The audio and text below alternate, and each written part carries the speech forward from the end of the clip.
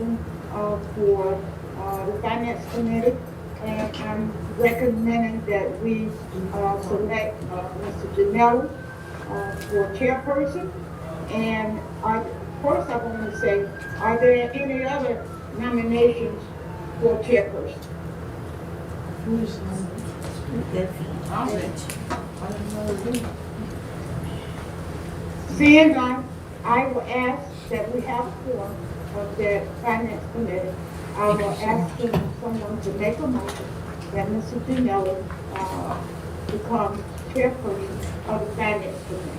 I'll make a motion to elect Rich Janelli as the chair for the finance committee. And I second. Motion made by Kate and seconded by Teresa. All in favor, can I have your ayes? Aye. Aye. Motion so carried. Congratulations. Mr. Janelli, 2025 is a new year. So we're gonna move on down the agenda, okay? And you can take over and carry the agenda through. Okay, thank you, I appreciate that, and I thank you for your support. Just taking attendance, Teresa is here, Kate is here, Juanita, I understand from Mrs. Cooper, is out sick. I'm here, and Julie is out. So we have two of our members, our members are out. I don't have a watch, but I'll call a meeting to order. 6:03. 6:03? 7:03. 6:03. It's good. The first item, the second item on the agenda is the discussion of the November-December finance report. And let me turn that over to Mike Weaver. Thank you, Rich. I'll try to be respectful of time here, so I don't know where you want to get that last item. But looking at this month, it was in line with months we've seen previous, both last year and for the last few months. Monthly we came in at 15.6 million, largely driven by our two payrolls, as usual, and our benefits expense. Year to date on the $160 million budget, we have $63 million expended with another 91.4 encumbered. And that brings us to a $5.3 million balance, positive balance for the year. I just want to take a moment to thank Angela Wall for helping put these financials together for us while we were getting the budget and also helping with the audit. So it was a big help, Angela. Thank you very much. The following pages, you'll see the variance by line item. Which, as you'll notice, as we usually speak about, there are still some variances to budget that we speak about each month, but we are working through those to put them in the correct column, and hopefully be done with that by next month.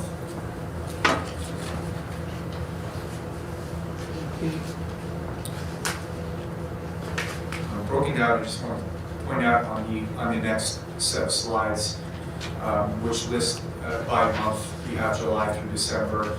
You'll notice that November's expenses are a little bit higher than October and December on each side of it. And that is because in November we had 3 payrolls instead of the 2 that we have now. So you'll see there's an additional payroll in there. What page was that? It's on this here. It's one that starts off month to date detail. Starts with salaries. It breaks it down by major grouping. Salaries? To the third page in the document. Yeah. Mike, in the future, if you just, The assistant you know, principal. number the pages, it'd be easier. Yeah, I thought we did. It doesn't look like it printed out. But, yeah. You know, And particularly when it's we're- going forward. There's 12. When we're doing this on TV, here at home, it becomes a nightmare to try to shuffle through.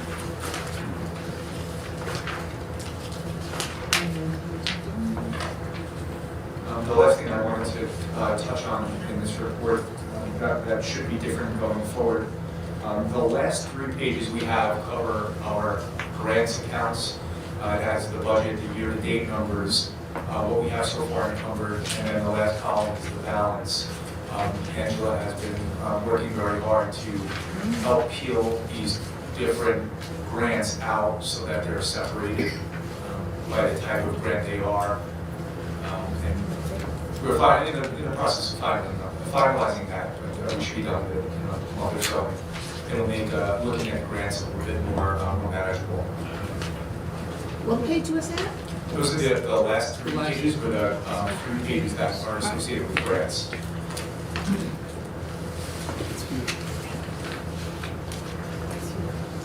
I have more than explored and not the less. Yeah, I got it. Thank you. And for the record, Julie Colano has just arrived.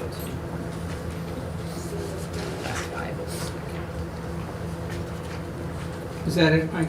And just one other significant note, it's a change in the financials over the previous months.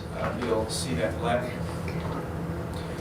last month we had an additional $7.5 million in the budget number, and Mr. Janelli, you asked us to take that out to reflect the $160 million appropriation that we were actually given, and you'll see that that's what's reflected in the reports here. Thank you.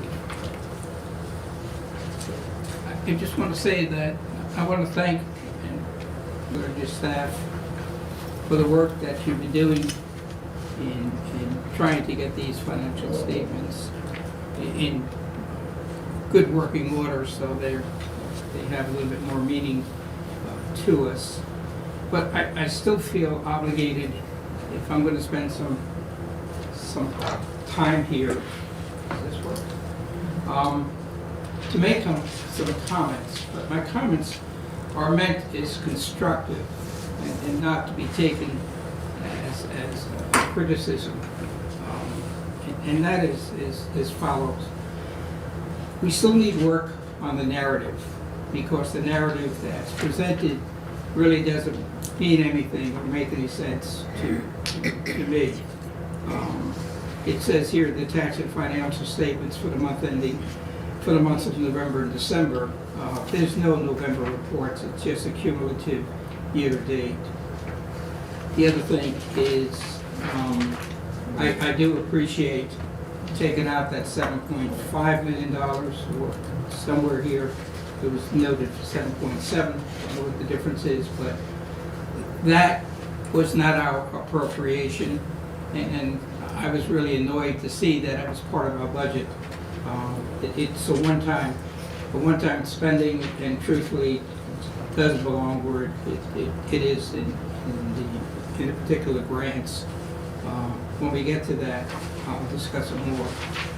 When we look at the next page, which is your summary, I'm going to ask that the category called purchase professional services, we just change it to professional services, number one, and then down further it says other purchase services. I think that category is probably better highlighted as transportation.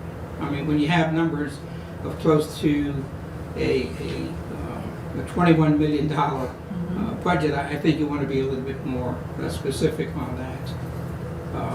You address the issue, and I have a lot of notes on variances. I think it's important that we focus in currently and this year on understanding the variances. If you go to your schedule, which is the line number report, okay, the heading says line number report, general funds by line number report, December 1st to December 31st. This is not a monthly report. I mean, this is basically a six-month report. So I would just think it would be for the 6 months ending December 30th, which you've got year-to-date numbers in here.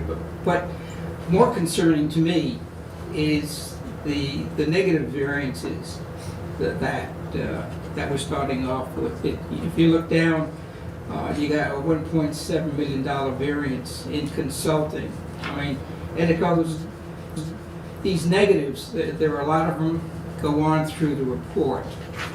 We have got to be in a position this year to understand what these variances are and a meaningful presentation. So that, if I understand you correctly, you're still in a process currently as to determining what's in the budget and then the proper accounting for those expenses against the budget items, is that correct? Yes. Okay. But I hope you realize the importance it is for us to be able to understand and discuss variances that have significances to us, because historically, these variances have been a joke, they've never been discussed. And the other thing is something we should be doing that we haven't done in the last 3 years, probably 3 years, is at some point, we used to have the finance director come to the board and ask for approval for line number transfers. That we should be doing, because that's a function of our responsibility in the crisis and the chaos that happened in the last couple of years. I could understand, that not happening, but certainly I don't want to be part of any group that deals with meaningless financial statements. And there's 5 month salaries indicating why November's was higher than December's in the additional payroll period. But I also go down to the category called other purchase services. You'll see in the month of November, it was it 300,000, and then you got $2 million in the month of December. Is that just a function of your invoices or actual payments coming in? Yeah, that is a reflection of us being on a cash basis. Okay, so that's it. And Can I just ask what page you're on right now, Rich, just so that people don't struggle to follow along with that? it's hard to say the page, but it's on the reports that indicate general fund month to date, and it's the one that lists July, August, September, October, December. Page July what? It's the pages before the grants.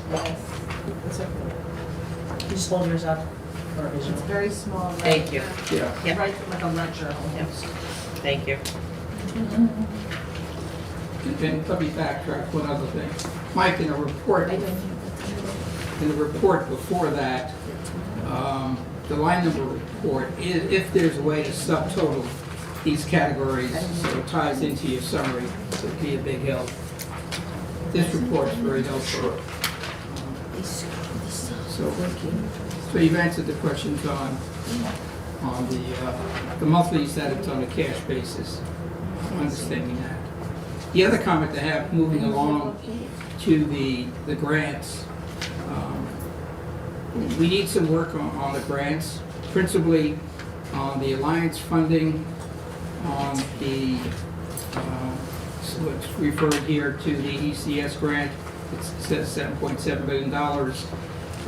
I would like to see I would like to see let's call it a projected revenue.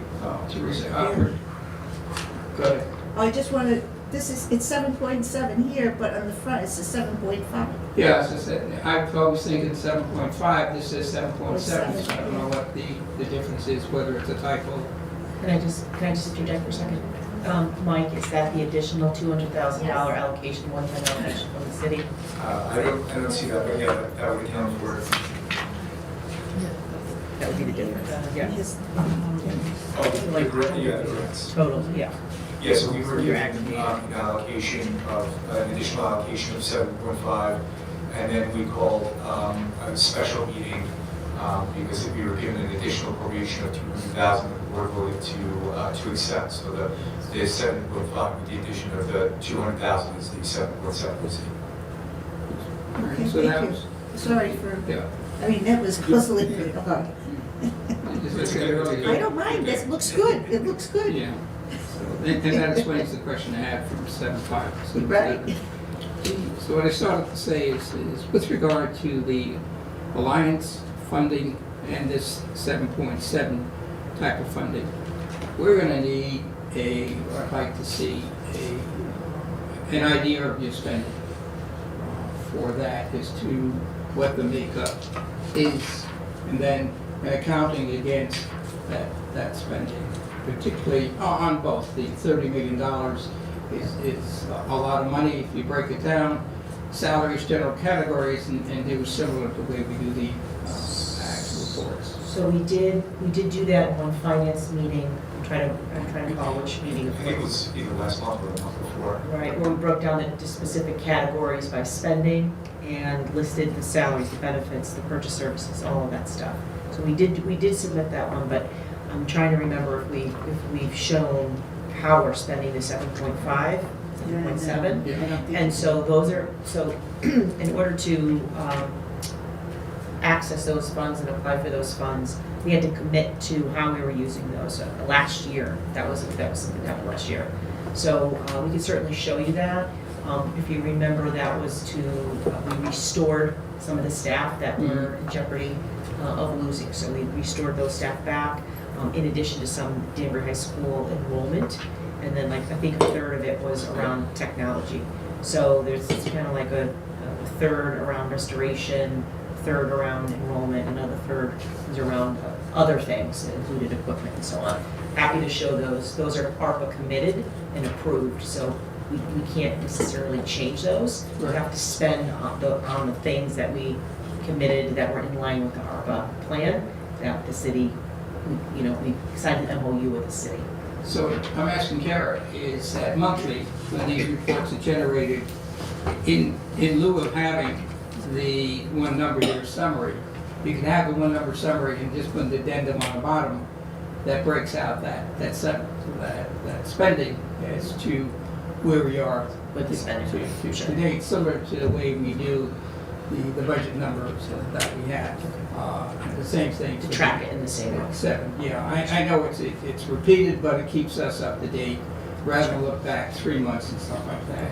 And that's just a 2-year grant, we have until 2026. Right. And the other thing is at some point in time, again, I did find last year, the year before, some sort of a explanation that was given for the grants. I don't know whether you did or John did, but I'll pass it on the next time I come in your office.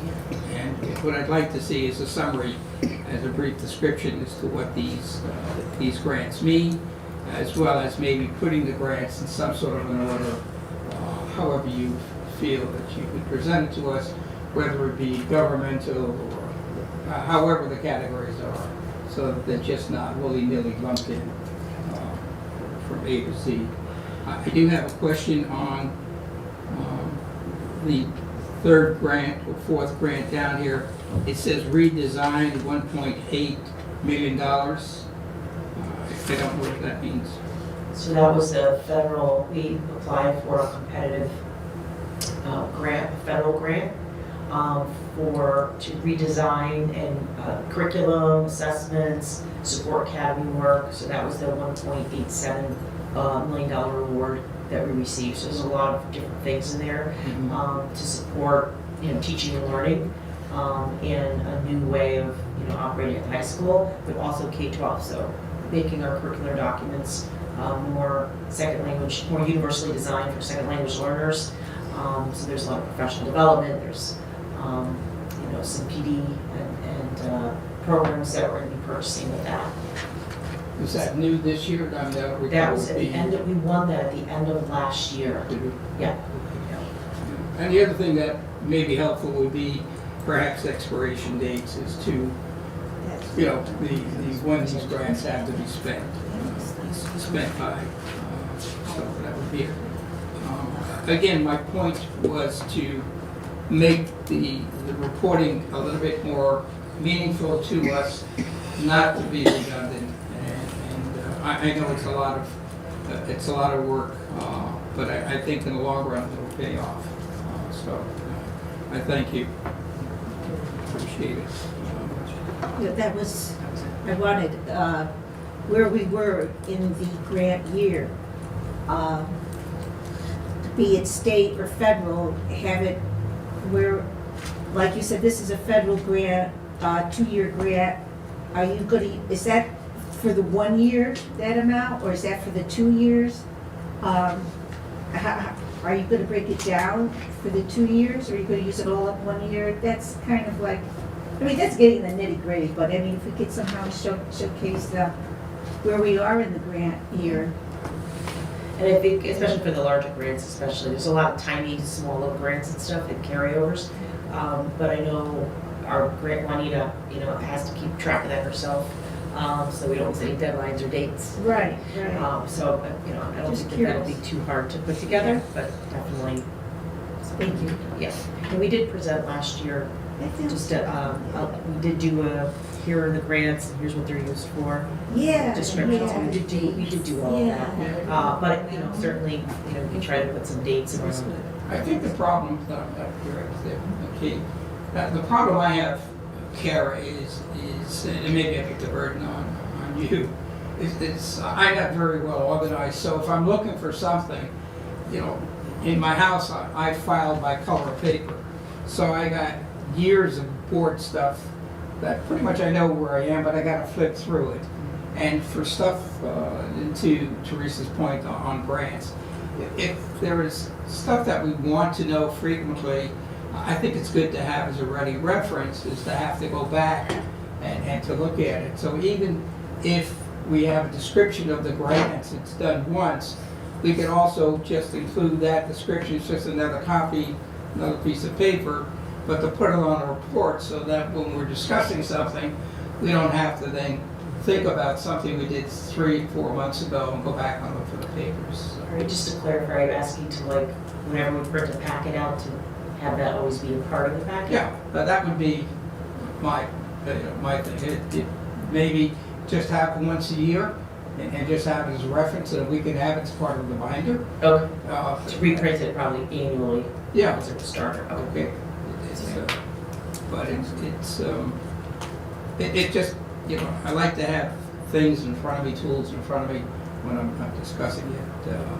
When you're in your own office or at home, you can search for it there, but around a conversation at the table, if you don't have it, it makes things different. Just, it changes almost weekly. We apply for, receive grants and that goes on all year, so it would be the major grants in the fall, for sure, but then the little tiny grants I'm come. not looking for nickel All- back. I'm not looking for nickel back grants. Yeah, I mean, we can put a limit to anything, whatever you think is a reasonable limit. Sure, okay. For that,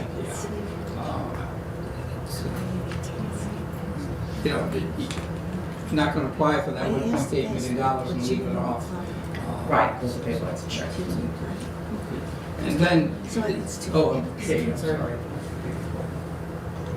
I just want to get some clarification, because I know we pulled that 7.7 out and put it into the grants, and right now, there's nothing encumbered against it, but you're saying that there are positions that we restored that are basically covered by this money. Right. So do we expect as the year goes on for those salary lines and benefit lines in our, general fund to become over encumbered, and then we'll be transferring money It's a over? good question. So, Mike, do you want to talk about this a little bit? But, some of it is also monitoring the general fund, because it's a 2-year grant. As long as we spend on the categories and the people and things that we said, we can either do it this year or next year. And so as Mike is, a lot of work went into when we write the grants, we assign new staff members to the grants. Alliance is a big one, for example. So as we backfilled some of our general fund staff into Alliance, we make those transfers, we call them pack the grants, that then when you make those moves, what you have left in general. This person makes $98,362.23, and they have benefits or no benefits. kind of thing, you put those into the grants. And so we just made a lot of those moves. Now, Mike, I don't know if you want to talk a little bit about that process. Yeah, And to yeah, her so point about the inside match. our finance system, we have funding, they hold funding sources, so each, if you're familiar with the 16-digit codes that we have on here, each person's salary and benefits, anything we pay them have their own individual codes. So when we want to move someone from one fund to the other, or one account, or one location, there's a series of steps that we have to follow in order to make sure it goes over. And part of that is printing out the reports prior to making those transfers, then making the transfers, and then printing them out again after to make sure that they're reflected correctly in the reports. So we don't do everyone all at once. You know, there's a lot of folks that have to move and a lot of moving pieces, but we just want to be very aware that how we move and make sure everything is moving correctly. It's kind of a time-consuming process. But I also think that for the credibility of a report, there has to be something in that period, so that if you are paying somebody, more concerning to me is the negative variances that we're starting off with. If you look down, you got a $1.7 million variance in consulting. I mean, and it goes, these negatives, there are a lot of them go on through the report. We have got to be in a position this year to understand what these variances are and a meaningful presentation. So that, if I understand you correctly, you're still in a process currently as to determining what's in the budget and then the proper accounting for those expenses against the budget items. Is that correct? Yes. Okay. But I hope you realize the importance it is for us to be able to understand and discuss variances that have significances to us, because historically these variances have been a joke, they've never been discussed. And the other thing is something we should be doing that we haven't done in the last 3 years, probably 3 years, is at some point we used to have the finance director come to the board and ask for approval for line number transfers. That we should be doing, because that's a function of our responsibility. In the crisis and the chaos that happened in the last couple of years, I could understand, that not happening. But certainly, I don't want to be part of any group that deals with meaningless financial statements. And it's our obligation to pretty much understand these. So I'm not going to dwell on the financing, on the variances, except to say that I agree with you, and I hope very shortly, and I know your time is taken with the budget and the audit stuff, but that's something that has to be addressed very, very quickly. The other point is on your, which I think you addressed, is on your monthly summary, the one that shows the actual expenditures by month.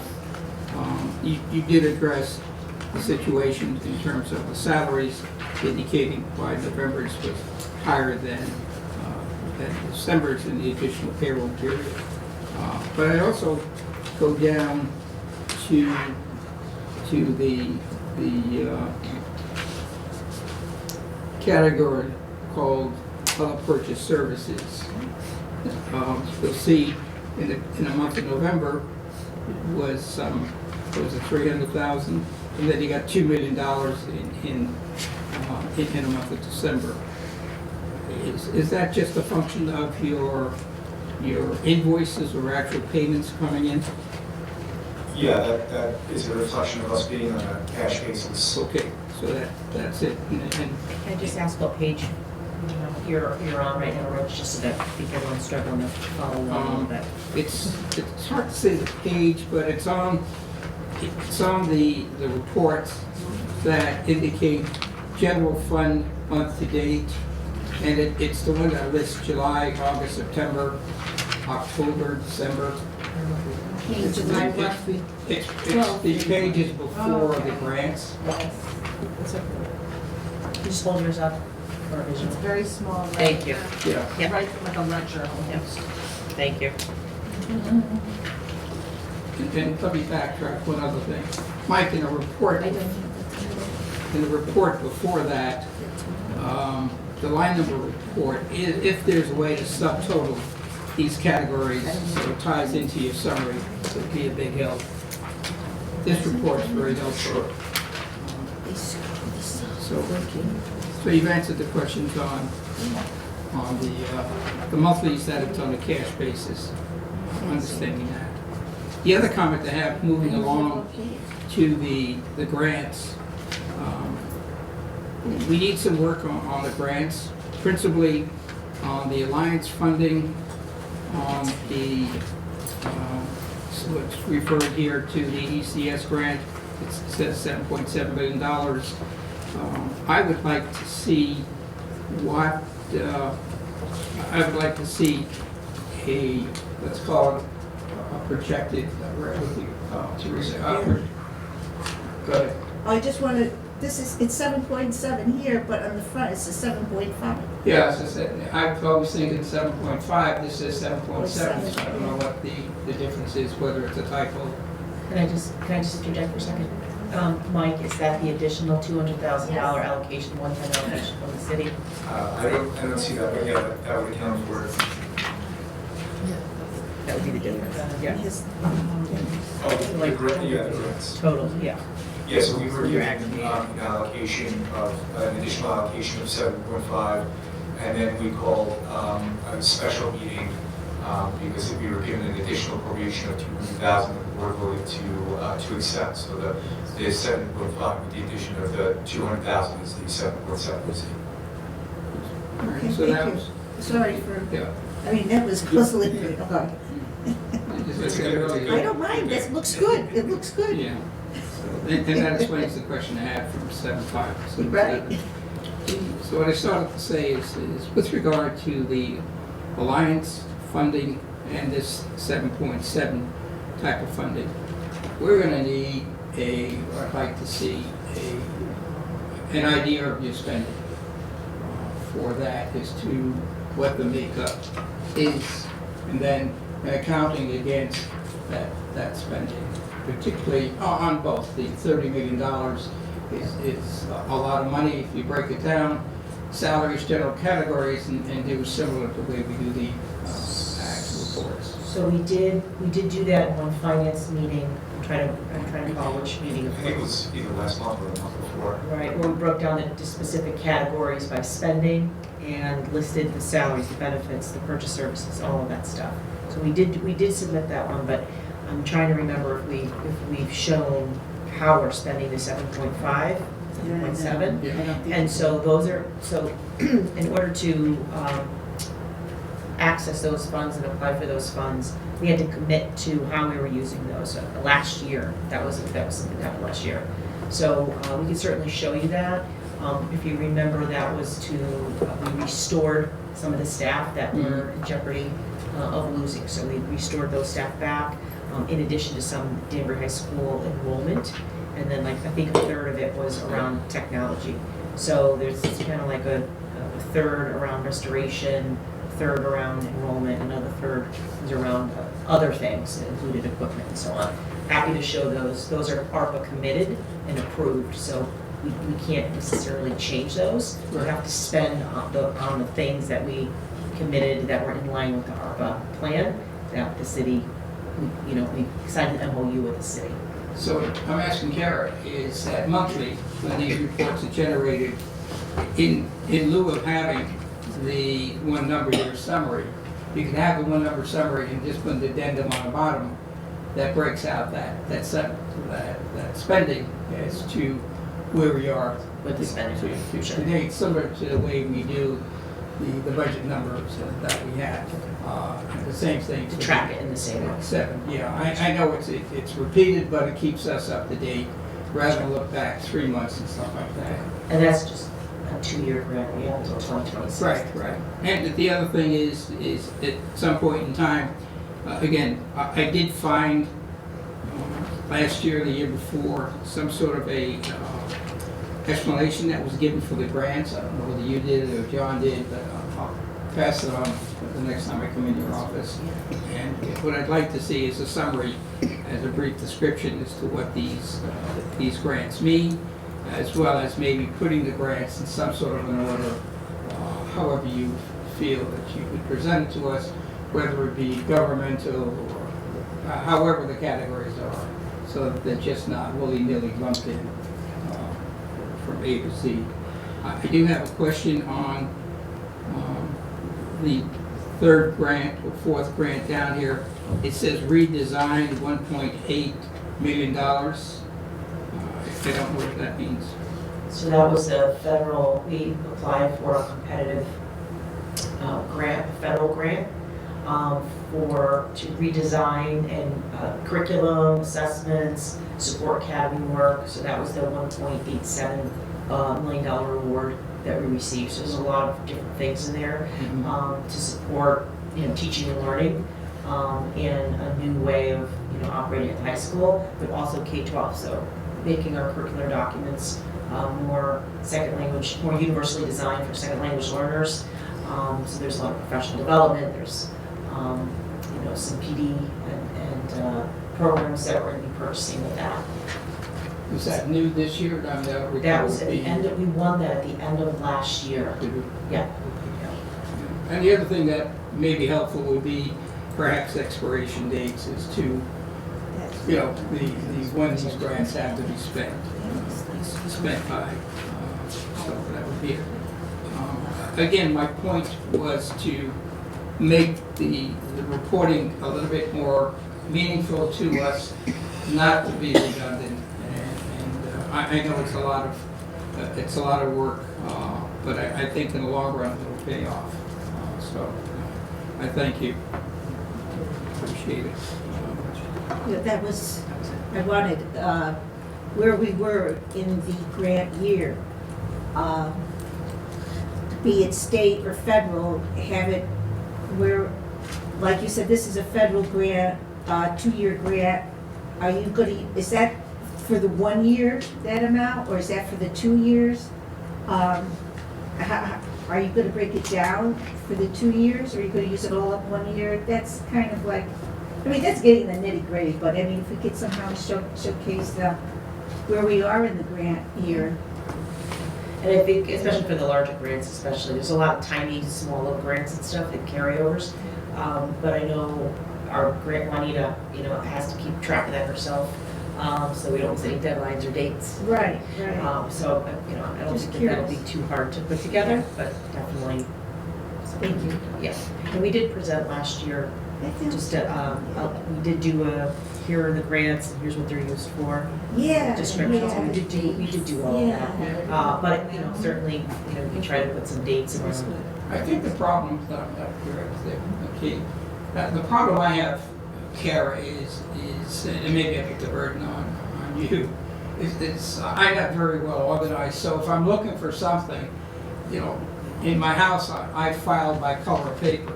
So I got years of board stuff that pretty much I know where I am, but I gotta flip through it.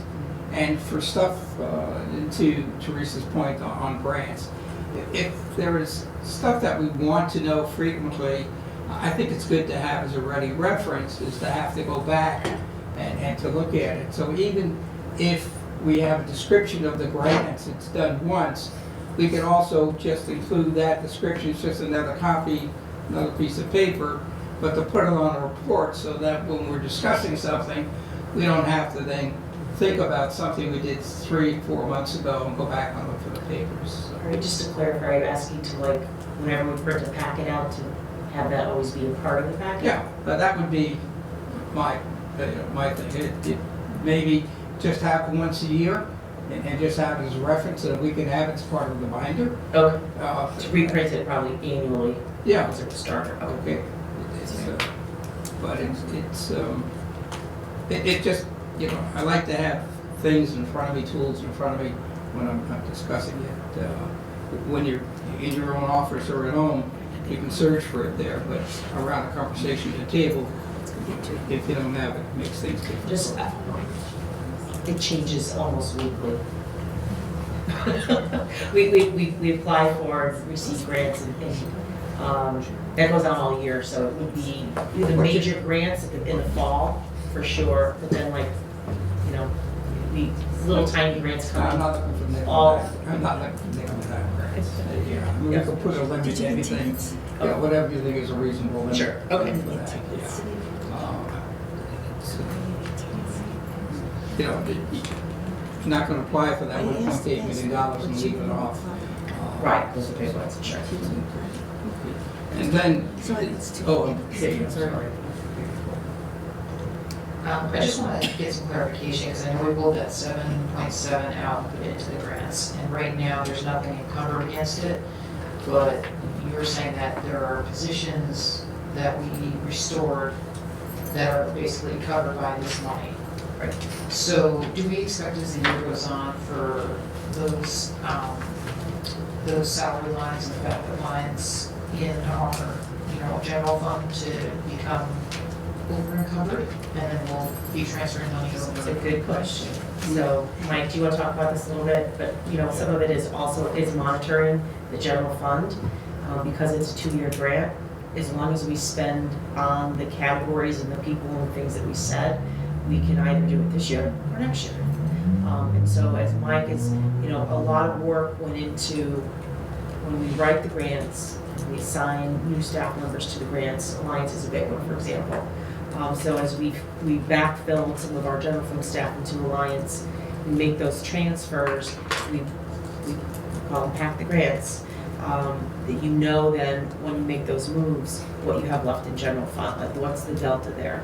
And that's always, you could ballpark it when you're making your projections, but when you get down to this person makes $98,362.23, and they have benefits, no benefits, kind of thing, you put those into the grants. And so we just made a lot of those moves. Now, Mike, I don't know if you want to talk a little bit about that process. Yeah, And to her so point about the inside our finance system, we have funding, they call them funding sources. So each, if you're familiar with the 16-digit codes that we have on here, each person's salary and benefits, anything we pay them have their own individual codes. So when we want to move someone from one fund to the other, or one account, or one location, there's a series of steps that we have to follow in order to make sure it goes over. And part of that is printing out the reports prior to making those transfers, then making the transfers, and then printing them out again after to make sure that they're reflected correctly in the reports. So we don't do everyone all at once. We know there's a lot of folks that have to move and a lot of moving pieces, but we just want to be very aware that how we move and make sure everything is moving correctly. It's kind of a time-consuming process.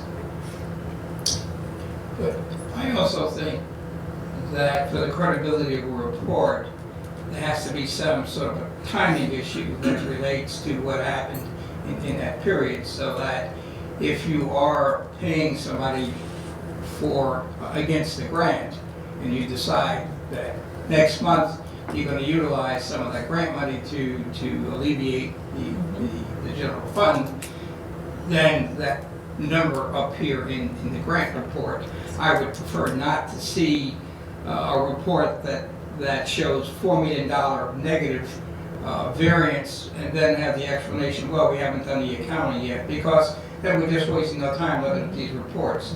The purpose of dealing with the report is to be on top of things. And I understand the mechanics and the time involved, but still, to a material point of view, I think they should be as timely as possible. Currently, they're still sitting in general fund. So they've been being paid out of general fund, and they will get transferred over to that grant. So we've had some expenses already that are about to come out. For example, the technology stuff, to your point, Richard, we have POs that are in process right now. There's a big process to do that using the ARPA rules of engagement. And so that grant is on a reimbursement. So you put the money out and then you get reimbursed from the city. So couple steps involved in it. We'll just try to work out the mechanics, understanding what we need and understanding, and we understand the mechanics as to what you have to do to do it, but everything goes toward the end of improving these reports. Really, to me, it's important. I don't know that much about it's just important for me, for the numbers, so that I don't waste my time looking at garbage. Can I ask a follow-up? So to that goal, thank you for explaining that process, by the way. Do we expect to use that 7.7 this year? Do we expect to use a portion of it this year? So it depends how that $5 million holds up, but we've already put it up against the technology component. So yes, we're starting to spend that now and make those moves now. This year, and we can spend also into next year with it, into 26. If we spend it all in 1 year, but only on the things you listed that are or into 2026. Any other questions? Item number 3, Mike, if you would just bring us up to date on the audit status of the year 2023.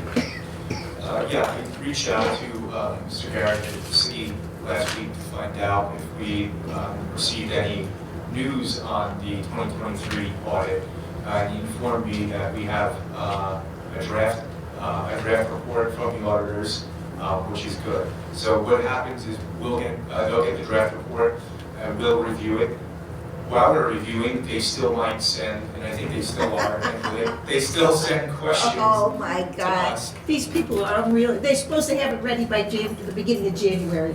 Yeah. This is nuts. And barring any major changes that Mr. Garrett or myself find in that report, they will issue the final report.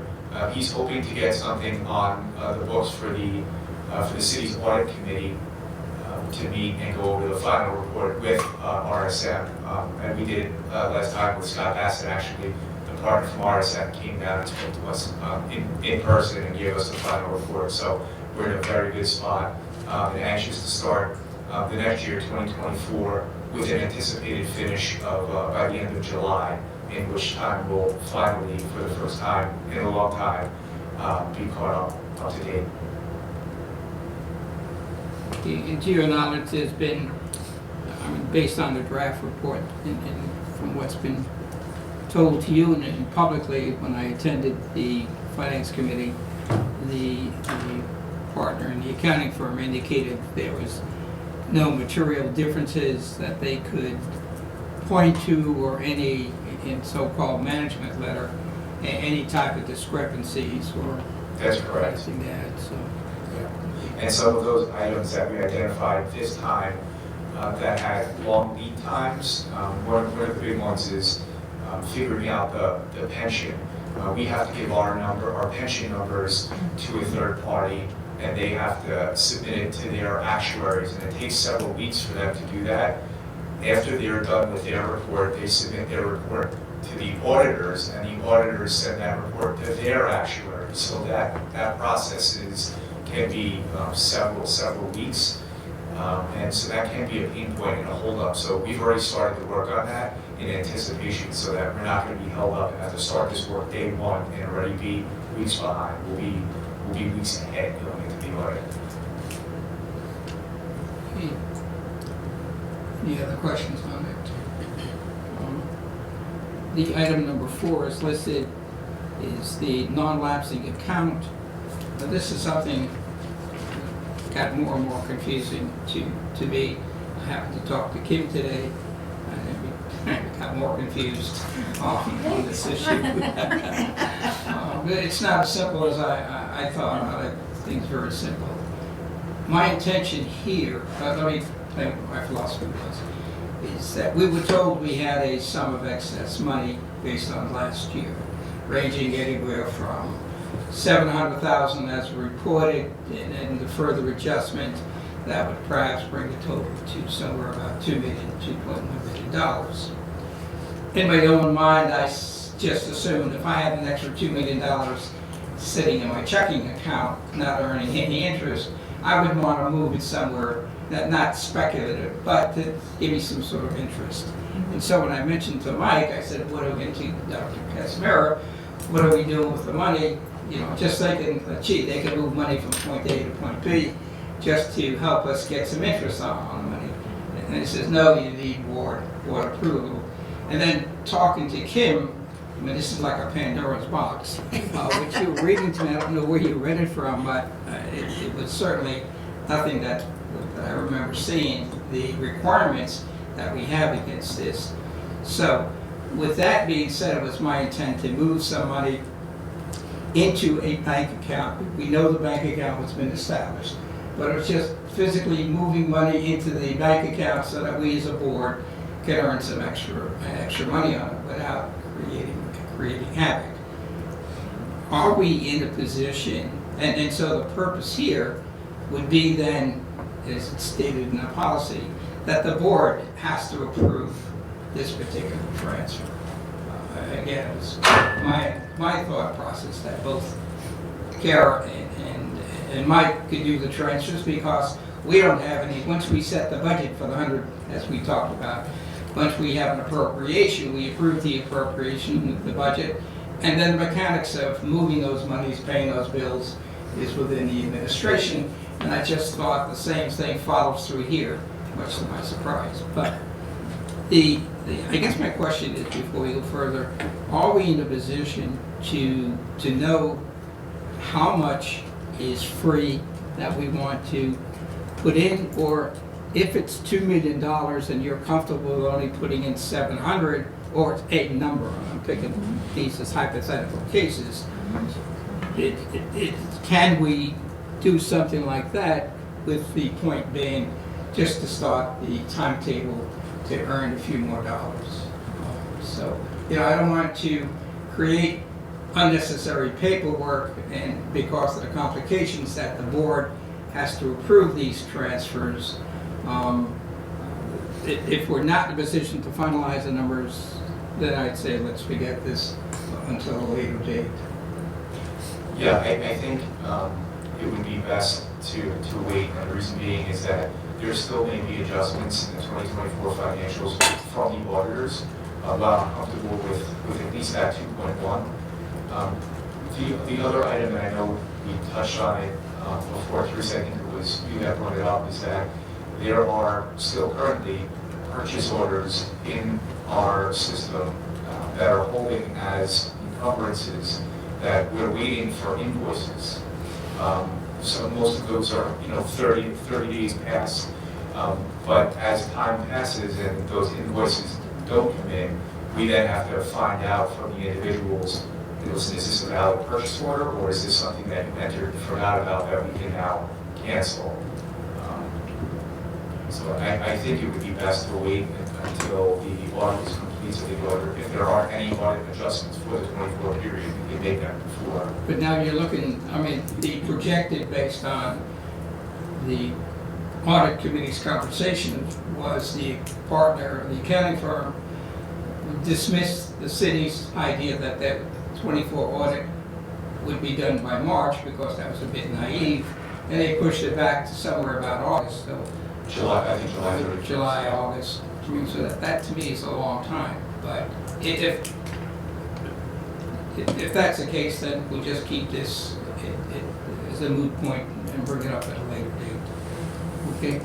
So we'll take this off the agenda for the time being, unless there's another thought. Well, mentioning outstanding purchase orders, can we make a deadline for all invoices to come in so we can close our books? Is it possible to do that instead of having this hang over us for months on end, if not years? Yeah, we can certainly try, and we do. Going into the year end, the 24 year end, I don't know that it was pushed as hard, but it certainly will be this year, that any orders have to be fulfilled. We really need that. However, there are invoices that we do get at a much later time frame. We do get invoices from several months in the past Well, I mean, years. can we just call them up, say, hey, send us the invoice? you know, we got our product, let's get going here, we wanna pay you in a Yeah. timely Yeah, fashion. that's what. We've gotta do that. I mean, that's what we do at the library, so. I mean, this is 7 months, oh my God. Thank you.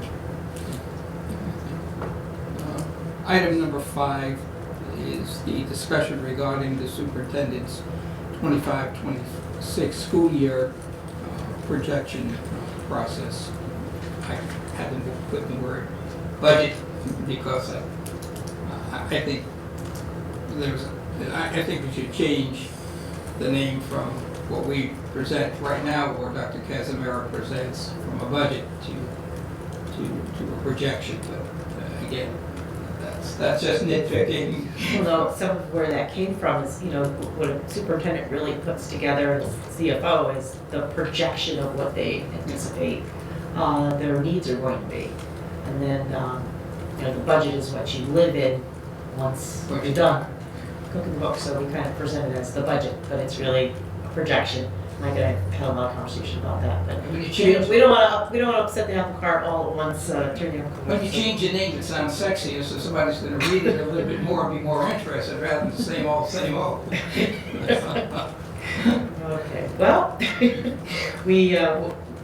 I'll just talk a little bit about this. We're not ready tonight, certainly with the limited board members that we have, to pull out all the numbers for the budget. But that's coming very, very soon, but we did want to give you a little preview, just so you kind of have a sense of where we're going. Is this Tina ready to go? Right now. Okay. Just so you can kind of plant the seeds about what some of our bigger drivers are, and just start that conversation here on finance, which I think is appropriate. And while they're transitioning, again, I can't tell you enough how it's a brand new finance department, like the whole department is brand new, everybody. And there's people in the department. So, you know, Mike has done a great job of, we're trying to change the way that we report it. Let Mike talk about how we're changing the way we're doing some things so that we can present more accurate, transparent details. And we're gonna get there. We can't change everything overnight. There's just not enough time in the day to build a budget and change everything in the back end at the same time. But Mike has done a tremendous amount of work with his team. And Angela's been amazing in the back there. She's very quiet, but very, very powerful.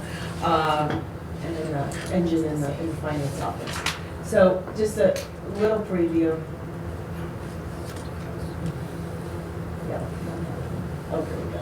Okay, so, and then we're gonna present this, so Friday in the board packet, we'll put the bigger numbers in for each of the buckets of the drivers that you'll see when we present the workshop on Tuesday. So next week on Tuesday, just to kind of go over the timeline, we have our budget workshop. That's where all the details and all the numbers and all the explanations, and it's just a dedicated single item agenda to go over that. Will be next Tuesday, and then we have a board meeting on Wednesday. Now, you'll see when the agenda comes out that there's a motion to adopt the budget. I don't know that we'll be in a position to do that after the workshop. I'm anticipating we'll need a little more time, but it's on there just in case. We can certainly schedule additional workshops and additional time with that. One of the things I'd like to do is to try to get our budget out to the mayor as soon as possible, so he has as much of a head start as possible as knowing what our true needs are, so. Are we supposed to have it done by The 13th, February yes, first? yep. I'm just talking about our timeline to get it to him. Any additional time I think is helpful. So our strategic plan, you know, when we're talking about the budget, and again, we'll go over this Tuesday, but we are always looking at what our strategic priorities are and our strategic goals. And I don't want to forget that our goal is to be the best urban district in the state of Connecticut. I don't want to lose sight of that. A lot of our budgets in the last couple of years have been not really leaning in that direction, although the people who are here in place and the work that's happening is in this direction of trying to accomplish that. Okay, you have, and this is just a little standard plate here, but 2 early childhood centers, 13 elementary schools, 3 middle schools, 1 high school, soon to be 2 campuses, large campuses, 2 alternative programs. Right now, that's our current enrollment number. they only took a snapshot in October. On October 1st, it was 11,919. And just a few short weeks later, we're at 11,998. That's our story, that's our trend. We tend to grow over the course of the year. That number is down a little bit, about 100 kids, but now we're picking back up because of the kindergarten. Remember, we have a much smaller kindergarten class this year. We're at 38% for multi-language learners. We are now the highest in the state of Connecticut. That number is really like 37.8 or something along those lines.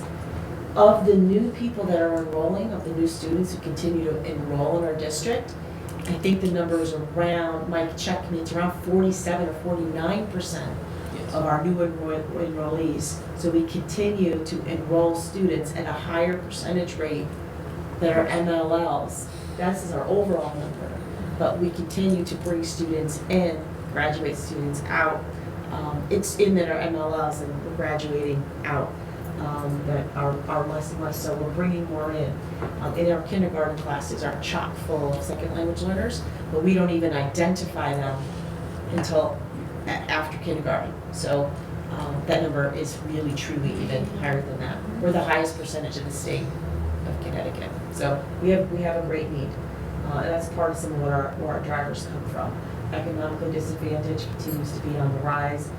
That number, that 14%, is probably 14.6 or 7, probably on the cusp of 15. There's some growth in that area that's in terms of need as well that we'll talk about in the budget. So there's only just a couple of slides in here. It's just to give you a sense of some of the drivers.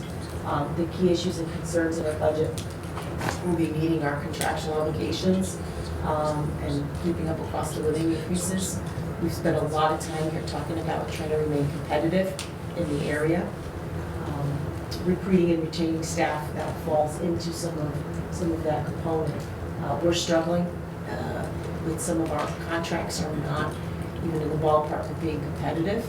And we spend all of our time trying to recruit with no recruiters, on board, bring people on board, and then we lose them to the surrounding towns within sometimes months. Sometimes they don't even make it through the onboarding process and they get an offer from somewhere else. So we'll talk about that during the workshop, the effects that that's having on the district. Restoring some of the key staff that were cut from the 24-25 budget. This has been a challenging year. Do you want me to take questions now or do you want me to go? I just want to correct that there was just 2 people that were cut in that budget. So we had eliminated a lot of positions. So we intentionally did not backfill positions as they were incorporated into the budget. Transferred them, I mean, those staff people were retained. So I'll give you in an other example. ways. So some of the family liaisons, for example, which were very much needed in the budget, they're in the paraprofessional contract, for example. So while that position was eliminated and those folks were able to take some open special education jobs that we had, the positions themselves are very much needed. And there's a list of other ones that we have. Security coordinator is another one. We have a few, so we'll talk about those in the workshop. But there's things, I would love to say things are great right now. Things are not that great, and it all comes down to staffing and resources. So we definitely have, making sure, and I can tell you the constituents in the district, the different groups that we serve and work with, that's, the preponderance of discussions in the meetings that they have with me as to what their needs are right now. And so that's part of it. Moving our ARPA positions back into general fund. So how do we account for the positions that we restored with the one-time funding and absorbing them back into the budget grants? Even if you put something into a grant or you take something out of a grant, there's implications in general fund as well, and vice versa. Opening and supporting the enrollment at DHS West, which is the academy. So one of the bigger drivers is around the academy. But the academy was built because of enrollment issues and our growing school system. Developing a transportation plan to include DH West. So that's a big nugget in the budget is the transportation that's needed. Every tier of the system gets shifted with the academy opening. And ensuring safety and security. So in some cases that is, we're talking about our safety advocates. We're talking about coordination and emergency planning and having enough capacity to do that work. And then we have some growing sped costs and a lot of out-of-district placements due to staffing shortages. So we don't have staffing in the district to service needs of a particular groups that need independent support because we can't fill those positions because we don't have competitive wages. That some of that results in having to send students out of district. So by right-sizing some other things in the budget, we can look at that. We'll go to this slide here. Will we be getting those numbers at the workshop? Yes, absolutely. Yeah, and it's so big, there's so much to go over that you need just one item agenda to go over all of this stuff. Did I go past one? Sorry. Okay. Mike, I'm gonna come back to you in a second. Okay. I'm just gonna go to the next one, because these are the big budget drivers. So on Tuesday, we'll go over everything that comprises what the driver in the academies, everything that comprises in the special education. We'll go over what the ask is for multilingual learners and their service needs and how we need to meet those and staffing that's needed there. Some adjustment with benefits, healthcare costs, insurance, and things that are on the rise. Some improvements that we have to make with IT and security. Some of that's driven by the fact that we're bringing on a whole other site. Things that aren't necessarily covered in the project of the opening the academy. Contractual increases, which are always an obligation. The restoration of the positions, so we'll go over what those are. And then any other new positions that are coming on as the fact that as we're a growing district and or to bring some operational efficiency to the district. We are, there are some places that are needed to handle bringing on a whole other school system, a school, but also some of the things, I'll give you a quick example. The finance office there's not enough people in the finance office. We spend money on outside agents when it comes to operational efficiency with a growing district, and one that's growing exponentially next year with bringing on a whole new building. And then the competitive paraeducator staffing model, that is something that's a big driver. As I mentioned, and again, we'll go over all this on Tuesday, I'll just give you a quick example. We lose a lot of our paraeducators and we cannot attract them because every surrounding district pays a lot more. It is causing a climate issue in our schools, and we're vulnerable, particularly in special education areas where we need to make sure that we have our classes covered and that we can retain good people. But right now we're struggling to attract and retain the ones that we have. I think we have how many positions open, Kelly? Around 60 district-wide. which feeds directly to some of our climate issues across the schools with the staff shortages. And I hear that over and over and over again in a lot of our conversations. So that's going to be a nugget that we have to address because it affects everything else. Yep. Question, like how about when we go in between other districts from the 1 to 5 comparing in salary wise? We are the bottom. And this is compared to Bethel. All surrounding towns. It's not even like, oh, we're kind of close. Big gap. That's 20 more positions than last year. What's your next issue? 20 more positions that are open in the We cannot, and so what you end up having to do, We have growing needs. We have growing needs in both the special and ESL programs, which requires more of these paraeducator positions. We've expanded some of our classrooms, clusters at the middle school level, again, necessitating. So I think we're about comparable with where we were as far as, who we have and who's staying. I don't think this year is worse than last year. I just think as we continue to grow, we're just experiencing more vacancies. Quick question, do they all have the same standard requirements? As a position was?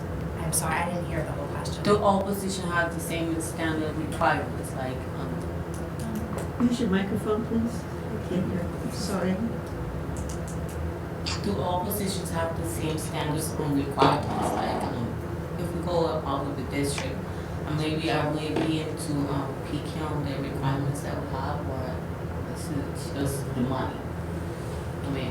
You mean I'm not within- sure. Yeah. when you did within the paras? Yes. Yeah, so it depends on what kind of, so there's lots of different types of paras in that contract, so it's broken out with a grid kind of early on in the document that shows instructional paras, special education paras. They have slightly different requirements, but they all have the same pay scale. Thank you. But I don't think our requirements are more rigorous than required, which is causing us not to hire people. It's just It's, I think it's people available in the workforce and money. I think it's both. And it's a very competitive market right now. It's just, the applicant pool is almost non-existent. It's minimal. It's minimal. Does the temporary service also hire for these positions? They hire for para-educator substitutes and sub-secretaries, but they don't do things like safety advocates, so we talked to Right. another agency with that. Yeah, that, I understand.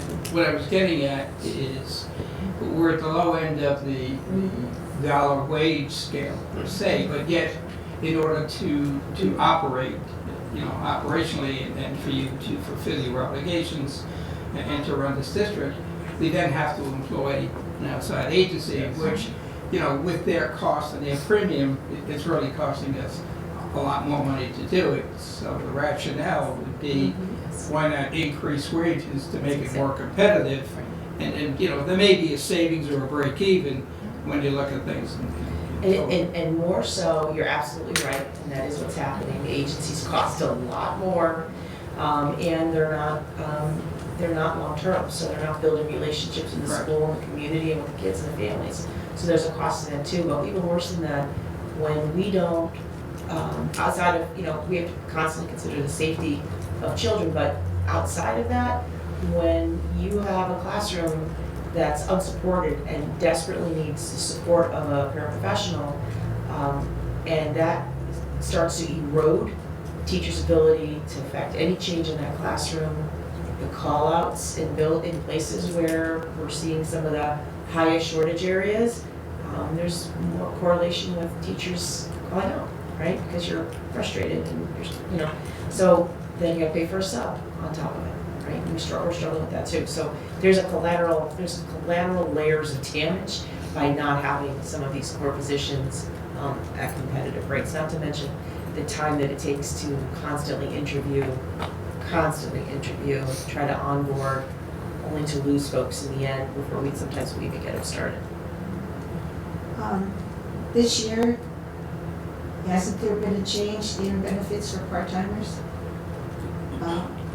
They have benefits, isn't that right? We've always provided No. only a certain percentage. I was just thinking that's. No, the only thing, I don't know, you might be thinking, there's a new sick law that gives all of our folks a particular number of sick days based on hours worked, but they were getting more than those anyway. So, but there isn't a change to that benefits piece. I will say, though, with paras, the other thing you may be thinking of is the state of Connecticut for the second year in a row now has sent funding to districts expressly for the use of distributing them to paraeducators for the purposes of paying for healthcare. So the amount that they've been getting has gone a long way to defraying the cost of their premium co-share and their insurance plans. That's come 2 years in a row now from the state.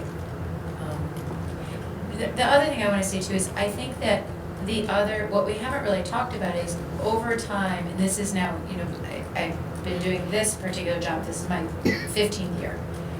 Our priorities in negotiating have changed dramatically over the last decade. 10 years ago, when we were having zeros and recessions, the priority was to keep wages as low as possible in the course of negotiations.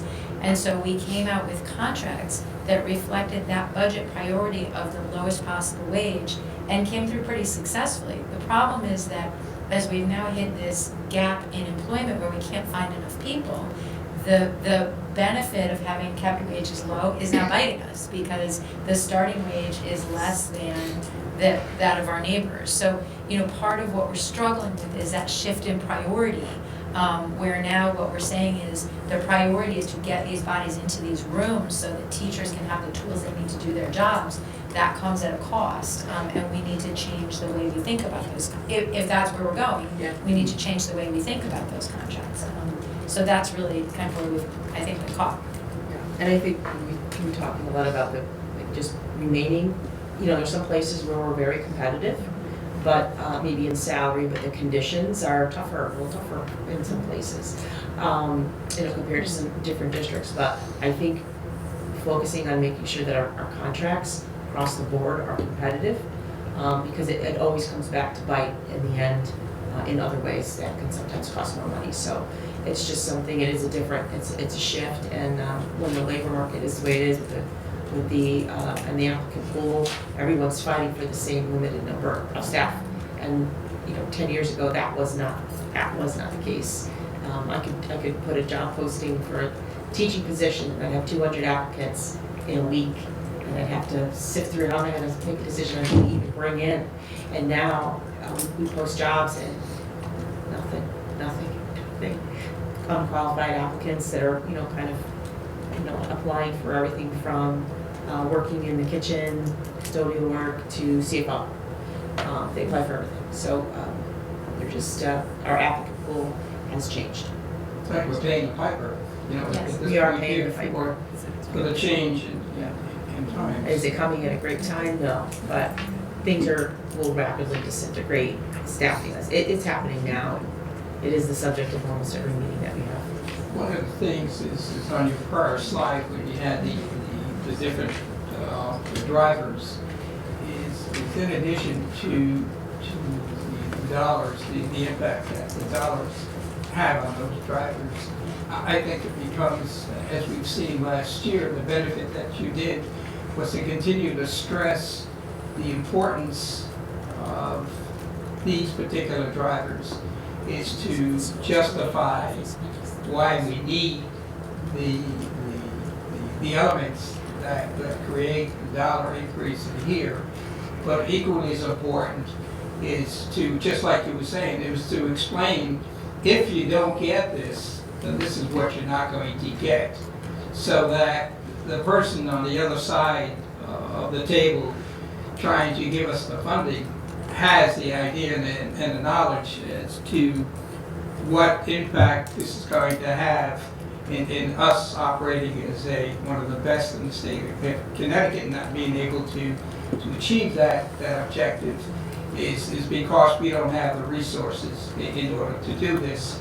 Not only that, but we don't have enough resources that enable us to operate practically or efficiently on a daily basis. So I think we've got to continue to drive that message home as to what the impact is.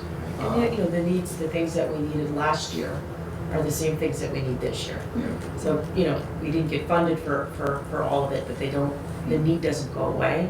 And, it's a tough conversation to, you have to keep the conversation on the table with the need, even when the ask sometimes might be, higher than you'd want it to be, but we have an obligation to at least articulate what our needs are. Yeah, $7 million or $7.5 million that we got last year. Again, when we first put the budget together, the presentation, you saw the headlines that there was 100 people potentially to be laid off. That had a big political impact, and fortunately, the monies, the additional funding you got was a saving grace. But it was only 1 year, as the phrase goes. We're kicking the can down the road. But we did what we did to mitigate those people, plus the magic, the creativity in terms of, moving an expense from A to B to C. Those days are gone because we don't have those particular funding sources anymore to do. So, what I mentioned before about paying the piper, we're maxed out. And I think it's got to be this year is to demonstrate that there can't be any we can't continue to have repeats as to what we've had in the past. And I'll just say one last thing to that, and then Teresa. But just because we physically only laid off a couple of people, doesn't mean, we made a lot of serious moves, and strategically so, to not fill positions. And even right up to the, if you remember, we did a freeze. So as people left, we didn't backfill. The squeeze in the district that is felt from those moves was great last year. It is tenfold this year. So just because we had a couple of people who physically, by name, by face, physical body, but we made a lot of strategic moves to eliminate open positions to make this work. It's not working that great, okay? And it's hard for me to come out and say that publicly. It's not that great right now. And the teachers will tell you that, the paraprofessionals will tell you that, your building administrators will tell you that.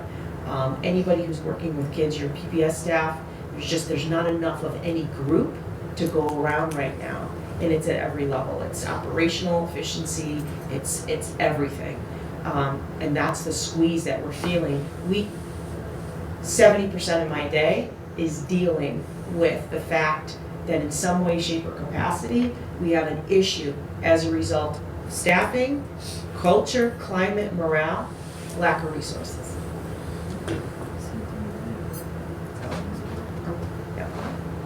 Mr. Richard, I think, Oh, sorry. Separating the two high schools into two separate high schools, is that more efficient than combining it?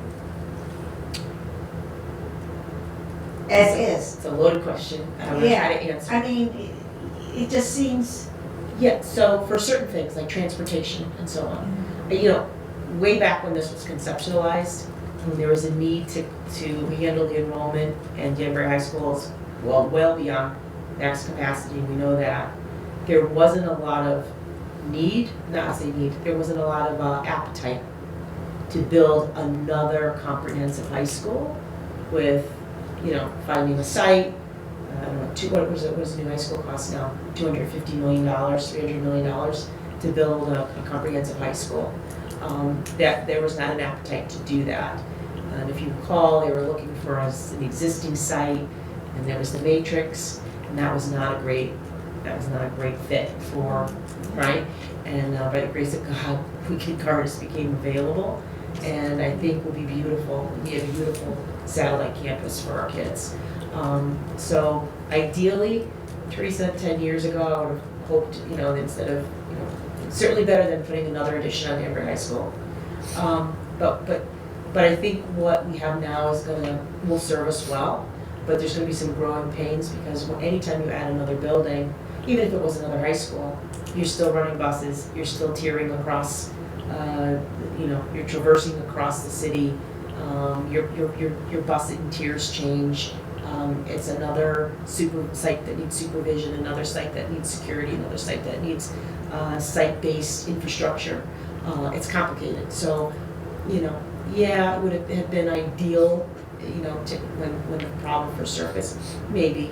But I think I'm personally very excited about what we're bringing online and what that's going to look like for kids. And I'm way happier with this DHS site, the Cardis site, than I was the first option that we were given. So, yeah. Dr. Kisner, you said that every level of the school district is lacking in resources, and I just want to clarify, are we talking about physical objects, or are we talking about people, like Staffing is our number one issue. Thank you. I just based on my experience, everything since I've been on the board that we've done, it's been done to survive. I don't ever recall a particular year where we really had a budget put together or a presentation put together by the superintendent that moved us ahead. It's always, we've had the so-called superintendent's budget, but the reality is, once we get our appropriations, we've done things to just survive, and I think that is now catching up with us. I mean, we're down to bare minimum, and I think it's an important point that the powers to be and the general public understand what the impact it's having on your staffing. And then there was an article just recently in the paper about the shortages of teachers and I think the morale. But people have to understand this, that what it is that we've done. And we always, as I keep saying this, we always make magic with what we do. Regardless of the cuts and the size of the cuts, coming back to years when we had zero, we made things work, we had accomplishments and things like that. Much to the credit of the staff and the administration.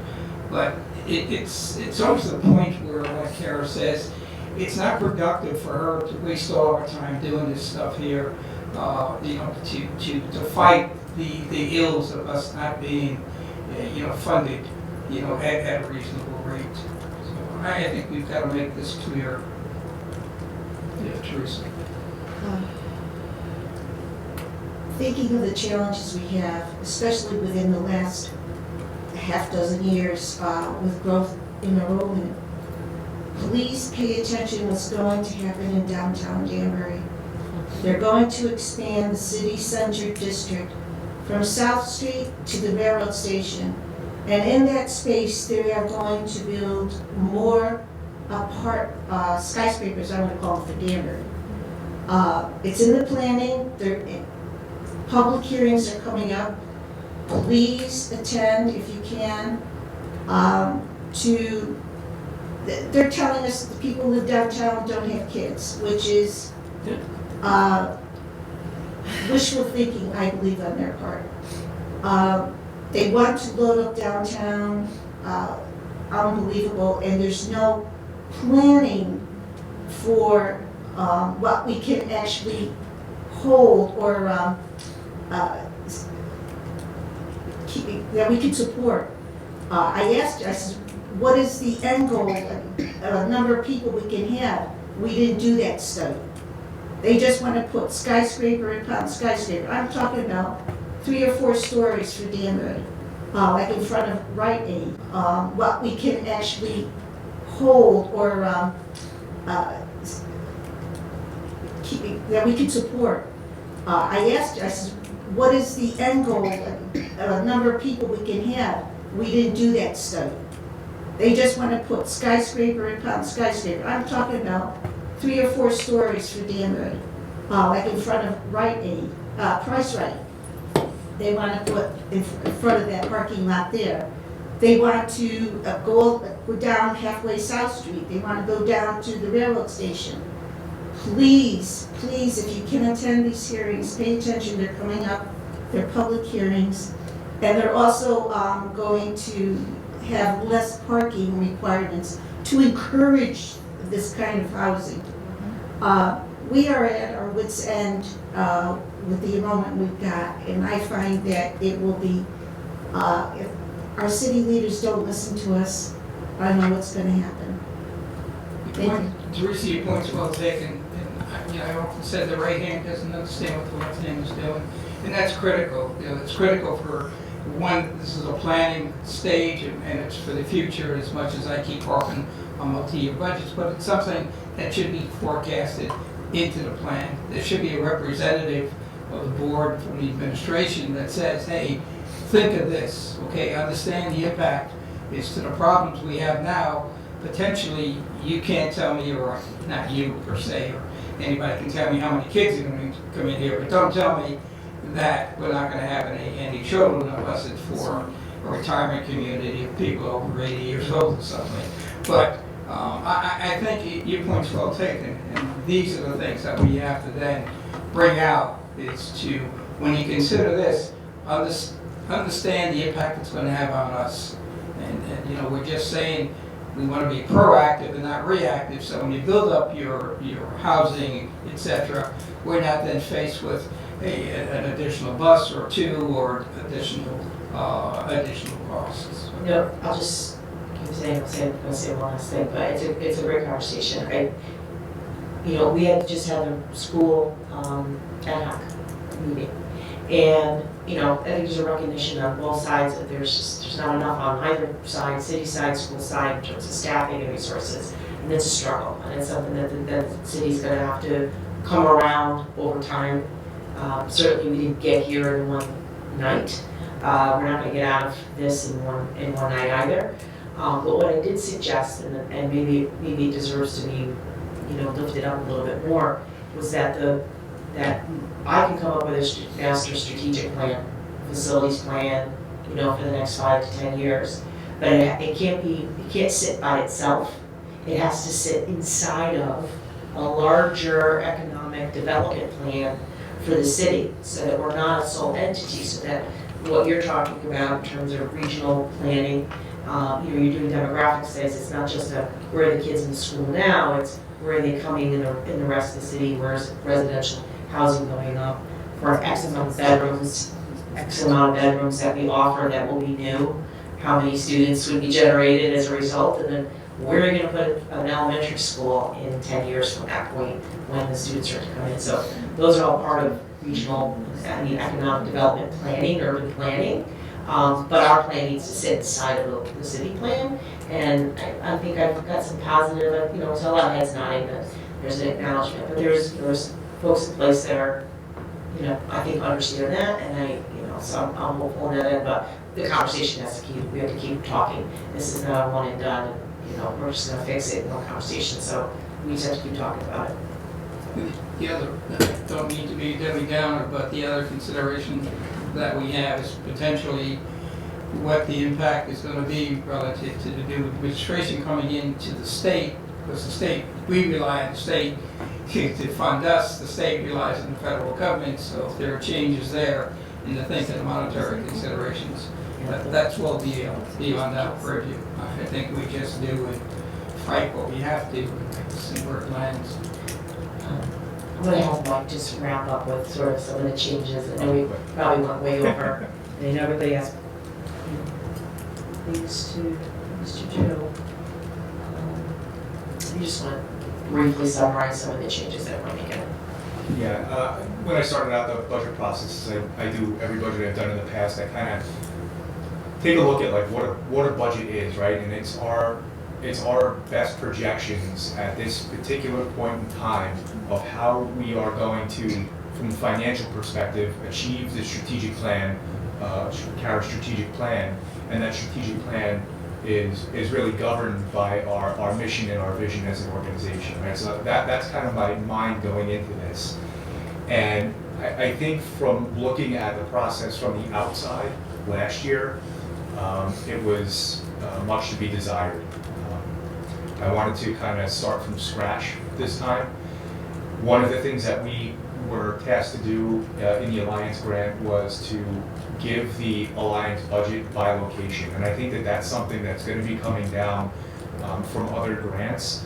And it's something that we should be doing anyway. Explain what that means. What does that mean? What is by location? By school. So inside of our financial system, there are different, I'll call them departments for lack of a better word. We call them, the term we use is DAC, but it's essentially a department or a cost center, if you will. We haven't looked at those costs individually, but now that we see that Alliance is asking for that, and I anticipate that's probably going to be for state grants the going forward. And in addition, CARA meets with the state and they look at the expenses by location, and we know from that process that something wasn't quite adding up. The expenses don't really seem to make sense. So my goal was to pull the information out of the system and put it into an Excel document according to the board policy, right? And that says we give each location the 24 budget, right, the previous year, their budget and their actual for the entire year. And then for this year, the current year we're in, what their budget is, and so far where they are, and then give them a column for them for their ask, their 2026 ask. Prior to this budget season, what we would do is we would take the Tyler system and roll it forward, right? Very easy. You call Tyler, you have them walk you through, click here, click there, and you're done. It's very easy, it's a very quick process. The downside to that is if there are mistakes in your current data, which we know there are, when you roll it forward, you're rolling forward mistakes.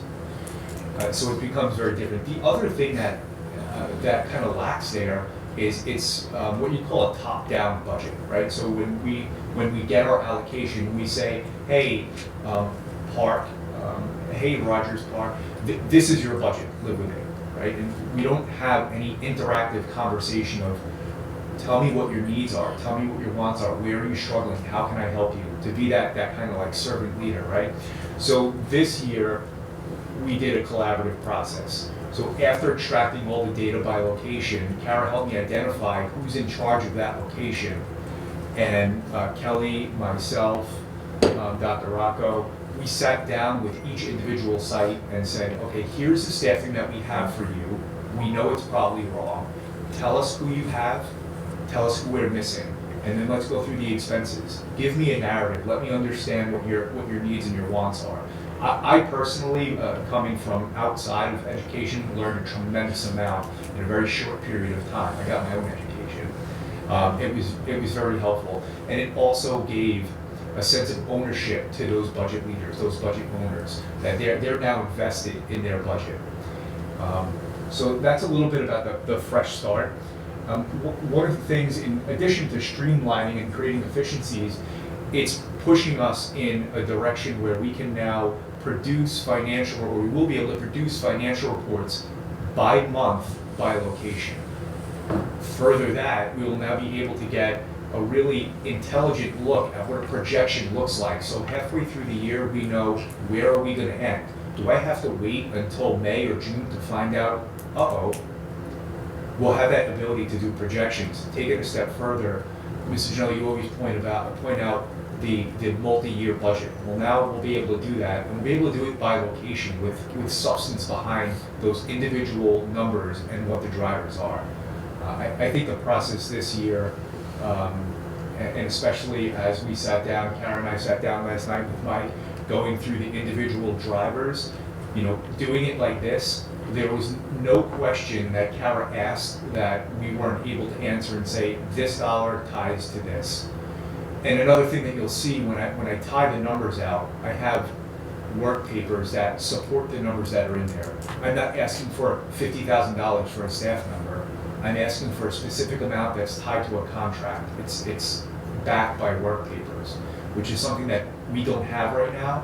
And that's kind of our pain, right? When we look at, it would be really nice to have variance analysis, right, for this year, but we don't know. We know what the number is for the budget that we're currently in, but I have no idea how that number was arrived at. There's no backup, there's no data, there's no notes. It's very hard to say what the actual variance is. Well, that's now a thing in the past because we have it by a line item. We made a tremendous improvement. I'm very proud of our finance team and our leadership team for getting this done. I think going forward, I agree, complimentary congratulations to the thought process. I also think having the input of the particular principals has them buy into it. They feel like they're more a part of something than just being told here. My question would be, what I guess the word, not responsibility, what control does the principal have on the budget? If they have line numbers for X number of FTEs, which and you agree that they needed, the fulfillment of that, I suspect, is in Kim, in her area. But can a principal say, well, I changed my mind, I don't want to have this FTE for this, but I want something else, or I need a new assistant principal as opposed to swapping out a couple of FTEs. Do they have that discretion? So, we're not there yet, Okay. because, as Mike said, they had an opportunity to talk about their needs and wants, and right now we're trying to cover the needs. Gotcha. And, All right. That's fair enough. and right now, Just jump ahead. because we're holes in the needs, Yeah. it's, do you want to plug this hole, or do you want to plug that hole? And so unfortunately, we're not at the want stage yet, but we'll get there, and, I understand. And it's we're moving, as I said when I met both of you, in the right direction. And it's just unfortunate that we're paying the price for the sins of the past.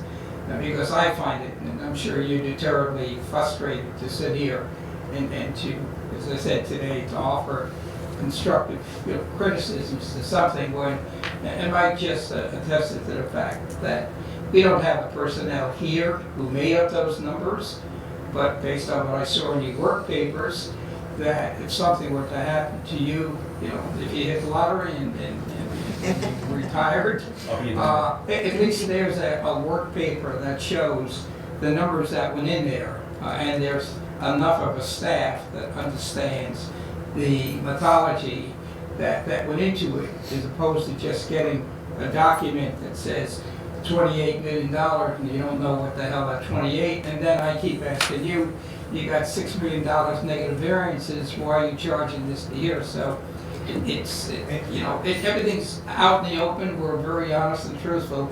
It still becomes a responsibility for us though, because we're dealing with, when you look at it, we're dealing with $160 million and we're gonna be asking for, a higher amount next year. It becomes our responsibility to be able to be prudent and show the public we know what we're doing and how we're spending the money. So, that's the dilemma that we have. Yeah, and how will we safeguard double checking that we've already had one principal that we've had an issue? How do we double check that they're spending correctly? Like I said, some of that comes with the staffing, Joe, so we need bodies on work. And, that comes with reconciliations, that comes with monthly reviews, that comes with meetings, and, that's an important component to it. That particular case was an anomaly. Oh, and I think, we're pretty sure that that's an anomaly. I don't think we're gonna have any more issues with that, with some safeguards in place, but, there's a lot of work to do, and there's a lot of maintenance around finance and some of our systems that just need to be handled. That's that operational efficiency piece. And with that set of monthly financials, right, so we have by location those, that monthly budget, right? So I know what the expenses should be for that month. And at the end of the month, when we go to do our reconciliations, we look at the finances, things like that are not part of the plan will stick out. I'll see a greater variance between what was budgeted and what was not, and be able to question it and say, what is this? And identify those things way ahead of time. My goal in doing this, my mission or end goal was, especially because our time is compressed, but to put forth a budget for you that is airtight, that you're comfortable with, that is airtight, that you can rest on, and not wonder what these numbers are and where they came from. Thank you. Before we wrap up, I just wanted to make a couple of comments. One, I wanted to welcome Julie on board into our committee. I know it's tough to be just thrown in and immersed in all of this, but eventually you'll get familiar with it. So glad to have you. Secondly, I want to thank Michelle and Louisa for attending.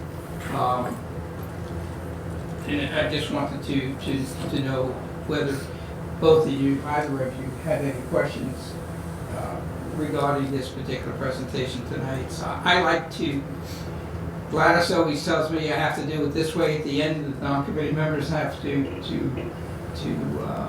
wait their turn to talk. So otherwise, I'd have you do it the other way.